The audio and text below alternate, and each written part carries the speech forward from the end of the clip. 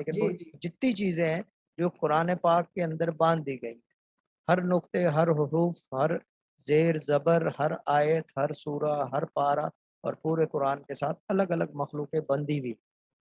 اچھا اچھا جب اس وہ آیت کی صدا لگتی ہے یا پڑھی جاتی ہے جی تو پھر کیا ہوتا ہے کہ وہ مخلوق آ کے سنتی ہے اور وہ آپ کی عبادت لے کے جاتی ہے. جو لے کے جانے والے مخلوق ہے وہ الگ ہے، جو سننے والی مخلوق ہے وہ الگ ہے، جو اس آیت کے اوپر سجدہ کریں گے اللہ تعالیٰ کو وہ الگ ہے، اور جو اس آیت کے اندر یا اسم کے اندر جو اس کے تابع ہے، جو اس کے اندر یعنی کہ بند ہے، وہ مخلوق الگ ہے. یعنی کہ ایک مخلوق نہیں ہے، دیر آر لوڈس.